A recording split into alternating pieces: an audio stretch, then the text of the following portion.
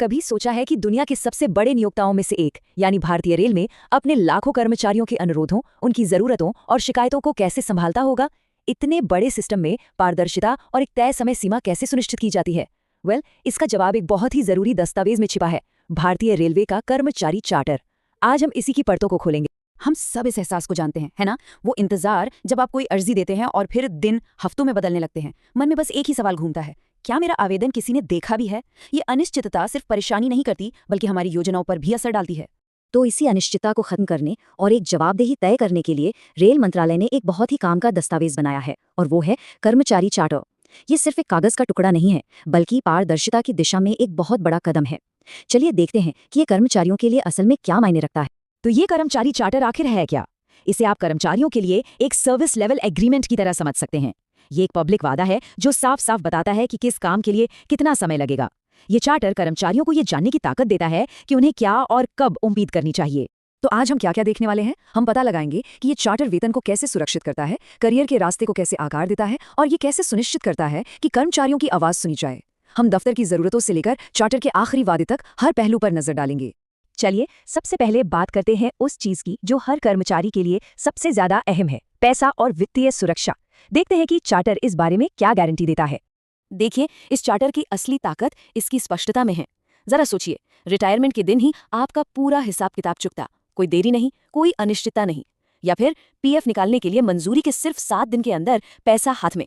ये वो वित्तीय सुरक्षा है जिस पर भरोसा किया जा सकता है।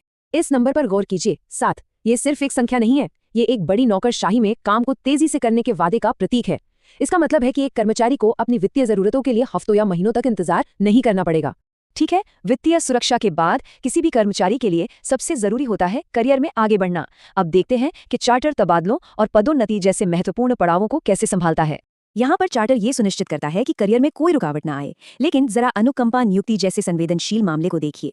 90 दिन की समय सीमा ये पक्का करती है कि एक मुश्किल घड़ी से गुजर रहे परिवार को मदद के लिए और लंबा इंतजार ना करना पड़े। इसका असली मतलब समझते हैं। मान लीजिए कोई कर्मचारी अपने परिवार के करीब जाने के लिए ट्रांसफर चाहता है, तो उसे सिर्फ 3 हफ्ते के अंदर एक ठोस जवाब मिल जाएगा। इससे भविष्य की योजना बनाना कितना आसान हो जाता है ना? किसी भी बड़े संगठन में पारदर्शिता के लिए शिकायतों का निपटारा और अनुशासनात्मक कार्यवाही का एक निष्पक्ष सिस्टम होना बहुत जरूरी है।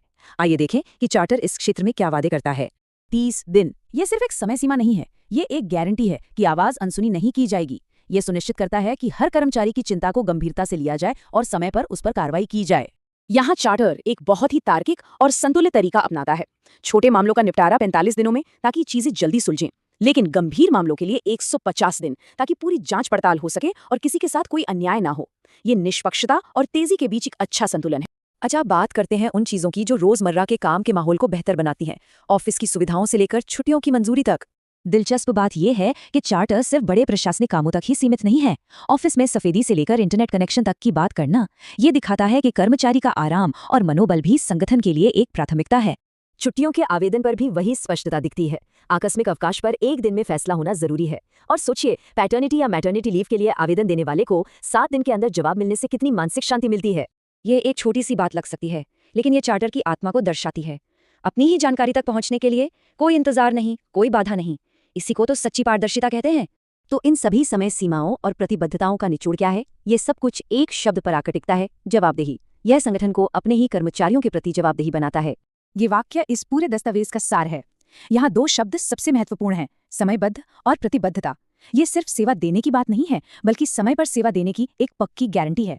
तो ये समझना जरूरी है कि ये चार्टर सिर्फ एक दिशा निर्देश नहीं है, यह एक मानक है, एक पैमाना है जिससे प्रशासनिक प्रदर्शन को नापा जा सकता है। ये कर्मचारियों को अपने अधिकारों का दावा करने और सवाल पूछने का एक मजबूत जरिया देता है। लेकिन सबसे बड़ा सवाल तो यही है, एक चार्टर कागज पर वादा तो तय कर देता है, पर असल में इस वादे को जमीन पर कैसे उतारा जाता है?